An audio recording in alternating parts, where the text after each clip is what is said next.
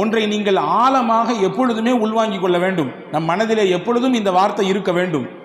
நாம் கேட்கிற எந்த துவாவும் வீணாகாது. வாழ்க்கையில் எந்த துவாவும் வீணாகாது. கிடைப்பதற்கு முன்பின் ஆகலாம். கிடைப்பதற்கு இந்த மாதம் கேட்டது அடுத்த மாதம், அல்லது இன்னும் 4 மாதம் கழிச்சு, அல்லது 1 வருஷம், அல்லது 4 வருஷம் கிடைக்கும். வீணாகாது. துவா வீணாகாது. நிச்சயமாக அல்லாஹ் அந்த துவாவிற்கு பதில் தருவான். ஏதோ ஒரு ரூபத்தில் தருவான். ஒன்று கேட்டதை கொடுப்பான், இல்லை என்றால் அந்த துவாவின் மூலமாக நமக்கு வர இருக்கிற ஆபத்தை பாதுகாப்பான். சொல்றி கேட்டிருக்கமா இல்லையா? நிமிஷத்துல என் தலையே போயிருக்கும். நிமிஷத்துல அந்த ஆக்சிடென்ட்ல நான் விழுந்திருப்பேன். 1 செகண்ட் தான், எப்படியோ தப்பிச்சேன். அது யாரோ செய்த துவா, அல்லது நாம் வாழ்க்கையிலே முன்னால் செய்த துவா. சகோதரர்களே, எந்த காலகட்டத்திலும் இதுதான் மூமியின் நம்பிக்கை.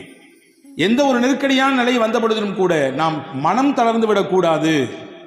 உறுதியான எண்ணத்தோடு அல்லாஹ் இருக்கிறான் என்ற நினைப்போடு நாம் பயணிக்க வேண்டும் என்பதை தான் இஸ்லாம் அழகாக நமக்கு கற்றுத்தருகிறது. ரசூலுல்லாஹி ஸல்லல்லாஹு அலைஹி வஸல்லம் சொல்வார்கள், அஜபன் லி அம்ரில் மூமின், ஒரு மூமினுடைய விஷயம் எல்லாமே ஆச்சரியமாக இருக்கிறது. இன்ன அம்ரஹு குல்லஹு கைருன், அவர் செய்கிற எல்லா விஷயமே அவருக்கு நலமாகத்தான் வந்து விடுகிறது.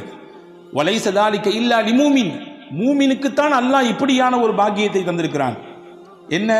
இன் அசாபத்துஹு சர்ராஉ ஃபஷக்கர ஃபகான கைரன் லா, அந்த மனிதனுக்கு ஏதாவது ஒரு சந்தோஷமான நிகழ்ச்சி நடந்தால், மகிழ்ச்சிகரமான செய்தி நடந்தால் அல்லாஹ் அவருக்கு சுக்ரியா செய்கிறார், நன்றி செலுத்துகிறார். யா அல்லாஹ், நான் நினைத்ததை போன்று என்னுடைய வியாபாரம் போய்கொண்டிருக்கிறது, லாபகரமான நிலை, நல்ல ஒரு முன்னேற்றம், நான் நினைத்தது போன்று உண்டான குடும்ப அமைப்பு, நான் நினைத்ததை போன்று உண்டான என்னுடைய பிள்ளைகளுடைய எதிர்கால திட்டமிடல் எல்லாம் சிறப்பாக போயிட்டு இருக்கு. யா அல்லாஹ், உனக்கே எல்லா புகழும், நன்றி.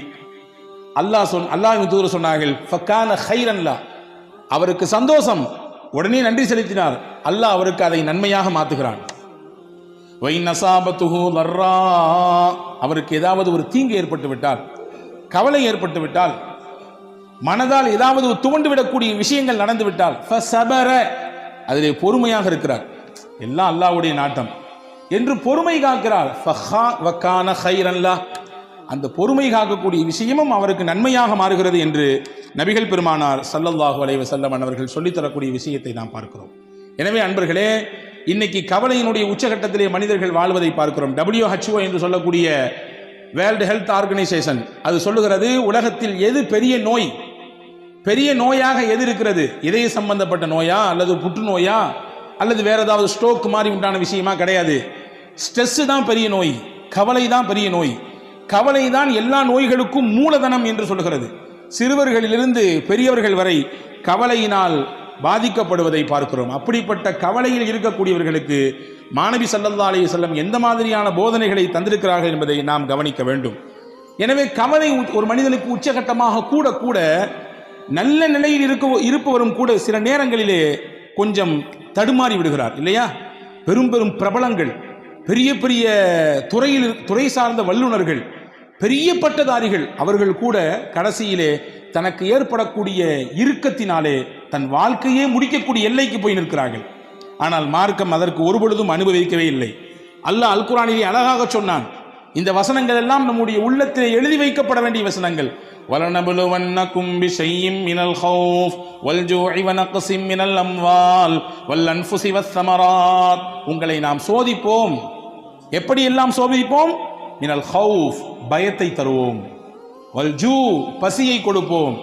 வனக்ஸின் மினல் அம்வால், உங்களுடைய பொருளாதாரத்தில் இழப்பை ஏற்படுத்துவோம். வல் அன்ஃபுஸ், உங்களோடே சுத்தி சுத்தி வந்தவர்கள், உங்கள் உறவுக்காரர்கள், உங்களுடைய நண்பர்கள், உங்களுக்கு அறிமுகமானவர்கள், சொல்லப்போனா உங்களுடைய ரைட் ஹேண்ட் சொல்ற அளவுக்கு, உங்களுடைய வலதுகை என்று சொல்லும் அளவிற்கு இருப்பவர்கள் பொசுக்குன்னு இறந்துடுவாங்க, திடீர்னு இறந்து போயிடுவாங்க. இதுவெல்லாம் சோதனையின் ரூபங்கள். சொல்லிட்டு அல்லாஹ் சொல்றான், ஃபபஷ்ஷிரி ஸாபிரீன், யார் இதிலெல்லாம் அல்லாஹ் நம்மோடு இருக்கிறான் என்று பொறுமையோடு இருக்கிறார்களோ அவர்களுக்கு சுபசோபனம் சொல்லுங்கள் நபியே என்று அல்லாஹ் அல் குர்ஆனிலே நபிகள் பெருமானா ஸல்லல்லாஹு அலைஹி வஸல்லம் மூலமாக நமக்கு சொல்லித் தருகிறான். அன்பு சகோதரர்களே, இதுதான் நமக்கான ஒரு உற்சாக பானம். அதில் சையதத்துனா உம்மு சுலைம் ரலியல்லாஹு தஆலா அன்ஹா, சையதுனா அபூ தல்ஹா ரலியல்லாஹு தஆலா அன்ஹு, 2 சஹாபா, ஒரு சஹாபி ஒரு சஹாபிய பெண்மணி. அபூ தல்ஹா கணவர், உம்மு சுலைம் மனைவி, பேர் பெற்ற பெண்மணி. இவரும் சாதாரணப்பட்ட சஹாபி அல்ல, வரலாற்று சிறப்புக்க புகழ்பெற்ற சஹாபி இவர். 2 பேருமே நல்ல ஒரு முன்மாதிரியான தம்பதிகள். இவர்களுக்கு அல்லாஹ் ஒரு குழந்தையை கொடுத்தான். குழந்தை பிறந்து வளர்ந்து கொண்டிருக்கிறது. அபூ தல்ஹா வெளிநாடுகளுக்கு வியாபாரம் செல்லக்கூடியவர். அப்படி ஒரு நாள் வியாபாரத்துக்கு வெளிநாட்டுக்கு போனார். போயிருக்கக்கூடிய அந்த கேப்பில் பிறந்த குழந்தை வளர்ந்துட்டு இருக்கக்கூடிய காலகட்டத்தில் திடீர்னு அந்த பிள்ளைக்கு ஏதோ ஒன்று செஞ்சுது. அந்த குழந்தை இறந்து போச்சு. வியாபாரம்லாம் முடிச்சுட்டு திரும்பி ஊருக்கு வர்றாரு. ஊருக்கு வந்த உடனே தன்னுடைய மனைவி இடத்திலே வர்றாரு. கணவன் நீண்ட நாள் கழித்து வந்திருக்கிறார், வியாபாரம் முடித்து வந்திருக்கிறார். எடுத்த உடனே அவர்கிட்ட சோக செய்தியை சொல்லி அவருடைய அந்த மைண்டை அப்செட் பண்ண வேண்டாம் என்று நினைத்த உம்மு சுலைம் ரலியல்லாஹு தஆலா அன்ஹா கணவனுக்கு சிறப்பான முறையிலே உணவு ஏற்பாடு செய்து விருந்தோம்பல் செய்தார். செய்து முடித்துவிட்டு அன்றைய பொழுது தன்னை முழுவதுமாக சிறப்பாக அலங்கரித்து கொண்டு அன்றைய தினம் தன்னுடைய கணவனோடு இல்லறத்திலே இணைந்தார். இணைந்ததற்கு பிறகு ஒரு அழகான ஒரு கேள்வியை எடுத்து வைக்கிறார் மனைவி உம்மு சுலைம் ரலியல்லாஹு தஆலா அன்ஹா. உங்கள்கிட்ட யாராவது ஒருத்தர் அமானீதத்தை கொண்டு வந்து கொடுத்து கொஞ்ச நாளைக்கு பின்னாடி என் பொருளை தாங்க திருப்பி அப்படின்னு கேட்டா நீங்களே வச்சுக்குவீங்களா? கேட்டவர் கேட்ட ஒன்று எடுத்து கொடுத்துருவீங்களா? என்னம்மா இது கேள்வி? அமானீதம் சொல்லி கொடுத்துட்டா உரியவங்க வந்து கேட்டால் கொடுக்கத்தானே செய்யணும். கொடுக்க மாட்டான், இது என்னோடது, நீங்கள் உங்களை யாருன்னு எனக்கு தெரியாது என்று சொன்னால் இது மோசடி அல்லவா? இது அநியாயம் இல்லையா? அக்கிரமம் இல்லையா? இதானே சரி? ஆமாம், இதான் சரி. உம்மு சுலைம் ரலியல்லாஹு தஆலா அன்ஹா தன்னுடைய கணவனிடத்திலே சொன்னார்கள், அல்லாஹ் நமக்கு அமானிதமாக பிள்ளையை தந்தான், கொடுத்தவனே எடுத்துக்கொண்டான். கொடுத்தவனே எடுத்துக்கொண்டான். நம்முடைய சக்தி எங்கே இருக்கிறது? அல்லாஹ்வின் சக்தியாச்சே. எனவே இன்னைக்கு எந்த குறையும் இல்லை, எல்லாம் பெர்ஃபெக்ட், 100%. கணவனுக்கும் எந்த பிரச்சனையும் இல்லை, மனைவிக்கும் எந்த பிரச்சனையும் இல்லை. குழந்தை ஏன் இல்லை? அல்லாஹ் நாடவில்லை, அவ்வளவுதான். இதுதான் உண்மை. எனவே நாம் புரியக்கூடாது நம் சக்தியின் மூலமாகத்தான் பிள்ளை, நம்முடைய ஆற்றல், நமக்கு இருக்கிறது ஆண்மை. இல்லை இல்லை இல்லை, கிடையவே கிடையாது. ஹஜ்ரத் உம்மு சுலைம் சொன்னாங்க, கொடுத்தவன் அல்லாஹ், அவனே எடுத்துக்கிட்டான் திருப்பி. அபூ தல்ஹா ஆடி போய் விட்டார். மறுநாள் காலில் போய் அழுதுகிட்டே கண் கலங்கிட்டே ரசூலுல்லாஹ்ட்ட போனார். யா ரசூலல்லாஹ், செய்தியை கேட்டீங்களா? வெளியூருக்கு போயிட்டு வர்றதுக்குள்ள புள்ள இறந்து போச்சு. அது மட்டும் இல்லை, இந்த செய்தியை என் அந்த அம்மா எப்போ சொன்னாங்க தெரியுமா? எவ்வளோ தாமதித்து சொன்னாங்க தெரியுங்களா? எனக்கு வருத்தம் தானே இது என்று ஹஜ்ரத் அபூ தல்ஹா ரலியல்லாஹு அன்ஹு ரசூலுல்லாஹ்விடத்திலே சொன்ன பொழுது ரசூலுல்லாஹ் அழகாக ஒரு துவா செய்தார்கள். பாருங்கள், நபியினுடைய துவாவுக்குரிய சக்தியை பாருங்கள். அல்லாஹ் நமக்கு எடுத்த விஷயத்திலே நாம் கொஞ்சம் பொறுமையாக இருந்தால் தரக்கூடிய பிரதிபலன் நம்மை ஆச்சரியப்படுத்தும், நம்மை அப்படி மெய்சிலிர்க்க வைக்கும். ரசூலுல்லாஹ் அழகா ஒரு துவா செஞ்சார். பாரக்கல்லாஹு ஃபீ காபிரி லைலத்திகுமா, அல்லாஹ் நீங்கள் நேற்று இரவிலே இணைந்தீர்களே அந்த இணைப்பிலே அல்லாஹ் பரக்கத் செய்வானாக. நீங்கள் இரவு நேற்று நீங்கள் கணவன் மனைவி இணைந்தீர்கள், அந்த இணைப்பில் அல்லாஹ் பரக்கத் செய்வானாக. அல்லாஹ் பரக்கத் செய்தான். அழகான ஒரு குழந்தை பிறந்தது. அந்த குழந்தைக்கு ஹஜ்ரத் ரசூலுல்லாஹ் தான் பேர் வச்சாங்க, அப்துல்லான்னு. வரலாற்று எழுதுகிறார்கள், அந்த அப்துல்லாவுக்கு பிறந்த எல்லா பிள்ளைகளுமே சீதேவியாக வாழ்ந்தாங்க. பெரிய கல்வியாளராக, குர்ஆனிலே மிகப்பெரிய தேர்ச்சி பெற்றவர்களாக, ஞானவான்களாக, மிகப்பெரிய செல்வாக்கு மிக்கவர்களாக அவர்கள் வாழ்ந்தார்கள் என்பதாக வரலாற்று குறிப்புகள் இருக்கிறது. அப்போ அல்லாஹ் ஒரு விஷயத்தை எடுக்கிறான்னா நம்ம கலங்கக்கூடாது, நம்பிக்கை இழந்துடக்கூடாதுங்கிறத ரப்புல் ஆலமீன் அல்லாஹு தஆலா எவ்வளவு அழகாக நமக்கு எடுத்து வைக்கிறான். அதாவது சய்யிதத்துனா ஆயிஷா ரலியல்லாஹு தஆலா அன்ஹா வரலாற்றில் நீங்கள் தெரிந்து கொள்ள வேண்டிய முக்கியமான செய்தி இது.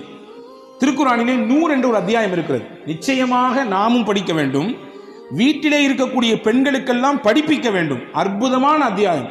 அதில் சய்யிதுனா உமர் ரலியல்லாஹு அன்ஹு சொன்னார்கள், அல்லிமூ நிசாக்கும் சூரத்தன் நூர், உங்கள் வீட்டிலே இருக்கக்கூடிய பெண்களுக்கெல்லாம் சூரா நூரை சொல்லிக் கொடுங்கன்னா. பெண்களுக்கு தேவையான அத்தனை விஷயங்களையும் அல்லாஹ் சொல்லுகிறான். எங்க ஹஜ்ரத் ஓதுறதே பெருசா இருக்குது, எங்கிட்டு போய் அதுலேருந்து படிச்சு கொடுக்குறது, அதுலேருந்து இல்லை கருத்தை எப்படி உள்வாங்கிக் கொள்வது, அவ்வளவு செய்திகள் இருக்குது. சின்ன சூறா தான். ஒவ்வொரு வீட்டிலும் இருக்கக்கூடிய பெண்கள் வாசிக்க வேண்டிய, பெண்கள் உள்வாங்கக்கூடிய, பெண்கள் தங்கள் வாழ்க்கையில் செயல் வடிவம் கொடுக்க வேண்டிய விஷயங்களை அல்லாஹ் அதிலே பதிவு செய்கிறான். அதிலே முக்கியமான ஒரு செய்தி இருக்கிறது. இஃப்கா ஆயிஷா என்று சொல்வார்கள். அல்லாஹு தாலா அதில் சய்யிதுனா முஹம்மது ரசூலுல்லாஹி ஸல்லல்லாஹு அலைஹி வஸல்லம் துணைவியார் விஷயத்திலே ஏற்பட்ட ஒரு அவதூறு, அந்த அவதூறை களைவதற்காக வேண்டி அல்லாஹ் ஒரு 10 வசனத்தை தந்தான். என்ன அவதூறு? நான் பலமுறை உங்களுக்கு சொல்லியிருக்கிறேன், ஞாபகம் இருக்கலாம். நான் ஒரு கோடு மட்டும் போட்டு காட்டுகிறேன். போருக்கு போய் திரும்பி வரக்கூடிய நேரத்தில் எல்லாரும் போய்விட்டார்கள். ஹஜ்ரத் ஆயிஷா அம்மா மட்டும் சுய தேவையை முடிச்சுட்டு வர்றதுக்குள்ளார எல்லாரும் காலி. கடைசியில் எல்லாத்தையும் பார்க்கறதுக்காக நியமிக்கப்பட்டவர், ஏதாவது தவறவிடப்பட்டதா என்பதை பார்ப்பதற்கு நியமிக்கப்பட்ட சஃப்வான் மட்டும்தான் இருந்தார். ரசூலுல்லாஹி ஸல்லல்லாஹு அலைஹி வஸல்லம் அன்பு தோழர் சஹாபி ரலியல்லாஹு அன்ஹு. இவங்க ஆயிஷா அம்மாவை கண்டு ரசூலுல்லாஹ்வுடைய துணைவியார் என்பதை உறுதி செய்து தான் வந்த ஒட்டகையை அமர்த்தி வைத்து அதில் மேலே ஆயிஷா அம்மாவை உட்கார வச்சு கீழே பிடிச்சிட்டு நடந்து வந்தாங்க. ஒட்டகத்தினுடைய கயிறை பிடித்து கொண்டு நடந்து வந்தார்கள். மதீனாவுக்குள்ள என்ட்ரி ஆகும்போது முனாஃபிக்கின்கள்லாம் லட்டு சாப்பிட்ற மாதிரி இருந்துச்சு இந்த நிகழ்ச்சி, அல்வா சாப்பிட்ற மாதிரி. என்ன, எல்லாரும் போயாச்சு, முகமது ரசூலுல்லாஹ்வுடைய துணைவியார் மேலே உட்கார்ந்துருக்காங்க, கீழே வர்றது ஒரு அந்நிய ஆண் சஃப்வான். இதை அப்படி முடிச்சு போட்டு, பொதுவாகவே தானே இயல்பு தானே, நல்ல விஷயம் ஸ்லோவாக போகும், அதே கெட்ட விஷயம் அப்படி தாறுமாறாக பரவும் இல்லையா, தீயா பரவும். இப்படி தீயாக பரவியது மதீனா முழுக்க. நாயகத்தின் துணைவியார் அன்னை ஆயிஷாவையும் ஹஜ்ரத் சய்யிதுனா சஃப்வான் ரலியல்லாஹுவையும் இணைத்து தப்பு தப்பாக பேச்சு. அல்லாஹ் இந்த நிகழ்ச்சி நீண்ட பட்டியல். அல்லாஹ் இதில் யாரெல்லாம் பங்கெடுத்தார்களோ அவர்களுக்கெல்லாம் உலகத்திலும் சோதனையை கொடுத்தான், ஆகிரத்திலும் நிச்சயமாக அதற்கான வேதனை உண்டு என்று குர்ஆனிலே சொன்னான். இந்த நிகழ்ச்சிக்கு அல்லாஹ் பாடம் சொன்னான். இது இல்ல, ஆயிஷா மீது எந்த குற்றமும் கிடையாது, அவங்க பத்தினி, பத்தரை மாத்து தங்கம், அவர்கள் ஒரு தூசு கூட அவர்கள் மீது படவில்லை, அவ்வளவு தூய்மையானவங்க. ஏன்னா தூய்மையானவர்களாக இருப்பதினாலே தான் நாயகத்திற்கு அல்லாஹ் துணைவியாக தேர்வு செய்தான், நாயகத்திற்கு மனைவியாக அல்லாஹ் தேர்வு செய்தான். அல்லாஹ்வால் தேர்வு செய்யப்பட்ட முடிவு அது. எனவே அவர்கள் 100% தூய்மையானவர்கள் அப்படிங்கிறத அல்லாஹ் குர்ஆனிலே 10 வசனங்களை கொடுத்து சொன்னான். இதுல என்ன செய்தினா, இந்த வசனங்களை துவங்கும் போது அல்லாஹ் துவங்குறான் பாருங்க. இன்னல்லதீன ஜாஊ பில் இஃப்கி உஸ்பத்தும் மின்கும் லா தஹ்ஸபூஹு ஷர்ரல் லக்கும் பல் ஹுவ கைருல் லக்கும்.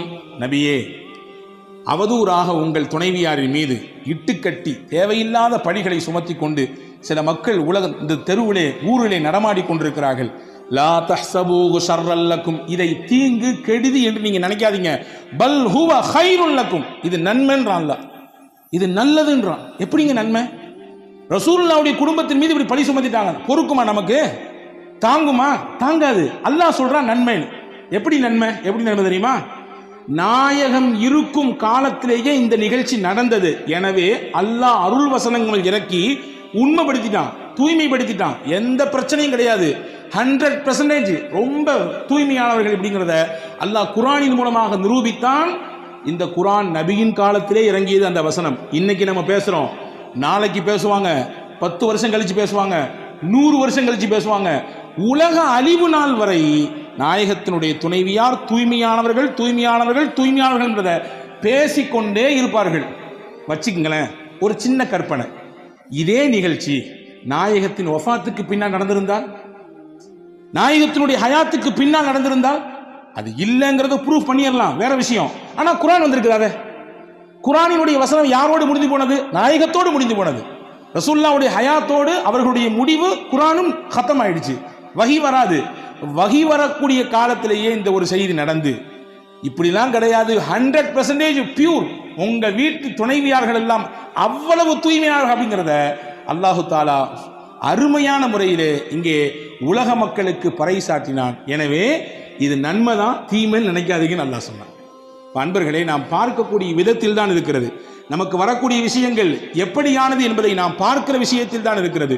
கொஞ்சம் நமக்கு ஏற்படக்கூடிய சிரமங்களில், கஷ்டங்களில் கொஞ்சம் பொறுமையாக இருந்தால் அல்லாஹ் அதற்கு மிகச்சிறந்த பகரத்தை தருவான். ஒரு நிகழ்ச்சியை சொல்லுகிறேன் பாருங்கள். அபூ தல்ஹா ரலியல்லாஹு தஆலா அன்ஹு என்ற ஒரு சஹாபி, நபி ஸல்லல்லாஹு உம்மு சலமா ரலியல்லாஹு தஆலா அன்ஹா, அபூ சலமா ரலியல்லாஹு தஆலா அன்ஹா, இவங்க ரெண்டு பேரும் கணவன் மனைவி. அதே நேரத்தில் சிறந்த கணவன் மனைவி. சிறந்த கணவன் மனைவி ஏன் சொல்றேன்னா, நாயகத்திரத்தில் என்னெல்லாம் கேட்டாங்களோ அதெல்லாம் ரசூலுல்லாஹ்ட்ட கேட்ட விஷயத்தை அப்படியே மனைவிட்டு அப்படி ஒப்பிச்சிருவாங்க. நல்ல விஷயத்தை ஷேர் பண்ணிக்குவாங்க. இன்னைக்கு எதெல்லாமோ பேசுகிறோம், எங்கெங்க உள்ள விஷயத்தெல்லாம் பேசுகிறோம், குடும்ப விஷயத்தை எடுத்து பேசுகிறோம், மற்ற விஷயங்களை, நல்ல விஷயங்களை நாம் நம்முடைய துணைவியார்களோடு பகிர்ந்து கொள்கிறோமா, அதற்கு குடும்பத்தில் நேரம் வைத்திருக்கிறோமா என்றால் பல நபர்களுக்கு கேள்வியிலே இல்லை என்று தான் வருகிறது, இல்லையா? ஹஸரத் அபூ சலமா நபியிடத்தில் கேட்ட விஷயத்தெல்லாம் ஷேர் பண்ணுவாங்க. அப்படி ஒரு நாள் ஒரு விஷயம் சொன்னாங்க. ரசூலுல்லாஹ் இன்னைக்கு ஒரு செய்தி சொன்னாங்க. என்ன தெரியுமா சொன்னாங்க? யாருக்கு அல்லாஹ் ஒரு சோதனையை தந்து அந்த சோதனையிலே அவர் பொறுமையாக இருந்து, இன்னா லில்லாஹி வ இன்னா இலைஹி ராஜிஊன், சோதனைனா இழப்பா இருக்கலாம், கஷ்டமா இருக்கலாம், நெருக்கடியா இருக்கலாம், எதா இருந்தாலும் இருக்கலாம், இன்னா லில்லாஹ் சொல்லிட்டு ஒரு துவா சொன்னார். என்ன துவா? அல்லாஹும்ம அஜிர்னி ஃபீ முஸீபதி வக்லிஃப்னி கைரம் மின்ஹா. யா அல்லாஹ், எனக்கு இந்த இழப்பு ஏற்பட்டிருக்கு, இந்த கஷ்டம் ஏற்பட்டிருக்கு, இதுக்கு நீ தான் கூலி தரணும், நான் இழந்ததை விட சிறந்த பகரத்தை நீ எனக்கு தரணும் என்று ஒருவர் துவா செய்தால் அல்லாஹ் அவருக்கு ஏற்பட்ட இழப்புக்கும் கூலி கொடுப்பான், அவர் இழந்ததை விட மிகச்சிறந்ததையும் கொடுப்பான் அப்படின்னு ரசூலுல்லாஹ் சொன்னாங்கம்மா அப்படின்னு சொல்லி ஹஜ்ரத் அபூ சலமா உம்மு சலமா ரலியல்லாஹு இடத்திலே சொல்லி கொடுத்தாங்க. இது ஒரு செய்தி. கொஞ்ச நாள் கழிஞ்சது உஹது யுத்தத்துக்கு போனாங்க அபூ சலமா, அவருக்கு ஒரு சின்ன காயம் பட்டுச்சு, திரும்பி வந்தாங்க, அந்த காயமே பெருசாகி கடைசியில் அதுவே மௌத்துல போய் விட்டுடுச்சு, இறந்துட்டாங்க. அப்படி ஒரு அந்யுன்யம். அவர்களின் வரலாற்றை நீங்கள் வாசித்தால் கண்ணீர் தொட்டு தான் பக்கங்களை திருப்ப வேண்டும். ஒரு குடும்பமே சேர்ந்து இந்த மார்க்கத்திற்காக தியாகம் செய்த ஒப்பற்ற குடும்பத்திற்கு சொந்தக்காரர்கள், கணவன் மனைவி சின்ன புள்ள, அவ்வளவு சிறப்பான ஒரு வரலாற்றுக்கு சொந்தக்கார பெண்மணி. கணவன் இறந்துட்டாங்க, தன்னந்தனியா மதீனா நிற்கிறாங்க, குடும்பம் கிடையாது, உறவு கிடையாது, யாரும் இல்லை.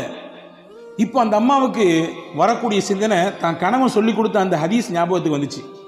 ஞாபகத்துக்கு வந்தவொடனே அந்த அம்மா அந்த ஹதீஸை அதை ஞாபகப்படுத்தி மறுபடியும் இன்னாலில்லா சொல்லிட்டு அல்லாஹும் அஜிர்னி ஃபி முசீபத்தி வஹலிஃப்னி ஹைரம் மின்ஹா இந்த துவா ஓதிட்டு சொன்னாங்க, ஐயு ரஜுலி ஹைரும் மின் அபி சலமா, அபூ சலமா எனக்கு அப்படி ஒரு கணவர், அவரை மாதிரி உண்டா, அவர் இப்போ நான் இழந்துட்டேன், அவருக்கு நிகராக அல்லது அவரை விட சிறந்தவராக எப்படி யார் எனக்கு கணவராக வர முடியும் என்ற ஒரு ஆற்றாமையில் அந்த அம்மா வெளிப்படுத்தினாங்க. அந்த வார்த்தையை வரலாற்றில் எழுதுறாங்க. அந்த அம்மா சொல்லிட்டு சொன்னாங்களாம், என்றாலும் ரசூலுல்லாஹ் சொல்லியிருக்காங்க, அதில் 100 இல்லை 1000 லட்சம் அர்த்தம் இருக்கும், நான் அல்லாஹ்வுக்காண்டி பொறுமையாகிறேன். அப்படியே வரலாற்றின் பக்கங்களுக்குள்ளே போனால் கொஞ்ச நாளைக்கு பின்னாடி ஹஜ்ரத் அபூபக்கர் ரலியல்லாஹு பொண்ணு கேட்டாங்க, அபூ சலமா உம்மு சலமாவை மாட்டேன்ட்டாங்க. உமர் ரலியல்லாஹு பொண்ணு கேட்டாங்க, மாட்டேன்ட்டாங்க. கொஞ்ச நாள் கழிச்சு ரசூலுல்லாஹ்வே வந்து பொண்ணு கேட்டாங்க, உங்களை நான் நிக்கா செய்ய ஆசைப்படுறேன், நிக்கா செஞ்சுக்கிட்டாங்க. அன்பு சகோதரர்களே, அந்த அம்மா சொன்ன அந்த வார்த்தைக்கு அல்லாஹ் நிச்சயமாக நம்மை கைவிட மாட்டான், சிறந்த பகரத்தை தருவான், இழப்பு தான், ஈடு செய்ய முடியாத இழப்பு தான், கஷ்டம்தான், பொறுத்து கொள்ள முடியாத கஷ்டம்தான், என்றாலும் ரசூலின் வார்த்தைக்கு நான் முக்கியத்துவம் கொடுக்கிறேன், நிச்சயமாக நான் பொறுமையாக இருக்கிறேன் என்று சொன்னதற்கு அல்லாஹ் கொடுத்த கூலி நபியவே கணவனாக அல்லாஹ் மாற்றி கொடுத்தான். இப்போ நபியை விட உலகத்திலே சிறந்தவர் உண்டா? அபூ சலமாவை விட மிஞ்சியவராச்சே பெருமானா ஸல்லல்லாஹு அலைஹி வஸல்லம். எனவே வாழ்க்கையில் தன்னம்பிக்கை ஒருபொழுதும் இழந்துவிடக்கூடாது. சிரமங்கள் கஷ்டங்கள் வருகிற சமயத்தில் எப்படி ஒரு மனிதன் அதை கையாள வேண்டும், எப்படி தன்னுடைய வாழ்க்கைக்கு அதை அடுத்த கட்டத்துக்கு நகர்த்தி செல்ல வேண்டும், மொத்தமாக மனதால் துவண்டு எதையெல்லாமோ கற்பனை பண்ணிட்டு இப்படிலாம் நடந்துருமா இப்படிலாம் நடந்துருமா என்று யோசித்து கடைசியில் இருக்கிற வாழ்க்கையை நாம் சூனியமாக்கி கொள்ளக்கூடாது என்பதை மார்க்கம் அழகாக சொல்லித் தருகிறது. ஒரு 10 வயது சிறுவன் நடந்த உண்மை சம்பவம். அந்த சிறுவனுக்கு உடலிலே ஒரு பாதிப்பு, தாய் அழைத்து கொண்டு போகிறார். மருத்துவரிடத்துல போய் எல்லாம் விசாரிச்சா கடைசியில் மருத்துவர் சொல்லியிருக்காங்க, புள்ள புற்றுநோயால் பாதிக்கப்பட்டிருக்காரு. அந்த அம்மாவால் தாங்க முடியல. எப்படி தாங்க முடியும்? 10 வயசு குழந்தைக்கு இப்படி ஒரு பிரச்சனைன்னா. பையன் வெளியே வந்தவனை கேட்டான், என்னம்மா எனக்கு பிரச்சனைன்னு. அம்மா சொல்லிச்சு, ஒன்றும் இல்லைடா தம்பி, உன் உடம்புல கொஞ்சம் பூச்சி இருக்காமா, வேற ஒன்றும் இல்லை அப்படின்னு சொல்லிச்சு. அந்த பையனுக்கு ஒரு இயற்கை பழக்கம் இருந்துச்சான், வீடியோ கேம் விளையாடுவான், எதையாவது ஷூட் பண்ணிக்கிட்டே இருப்பான். 6 மாதம் எந்த பிரச்சனையும் இல்லை. 6 மாதம் கழிச்சு மறுபடியும் ஹாஸ்பிட்டலுக்கு வர்றான். வந்த உடனே டாக்டருக்கு ஆச்சரியம், என்ன மிராக்கலா இருக்குது, ஆச்சரியமா இருக்கு, எந்த பிரச்சனையுமே இல்லை, எல்லாம் பியூரா இருக்கிறான் பையன், ஒரு புற்று கூடிய அந்த அடையாளமே தெரியலையே அப்படின்னு. அப்போ வெளியே வந்தோன்னு அம்மா கேட்டுச்சான், என்னடா தம்பி செஞ்ச நீ அப்படின்னு. நீ தான் சொன்னாலம்மா என் உடம்புல வந்து பூச்சி இருக்குன்னு.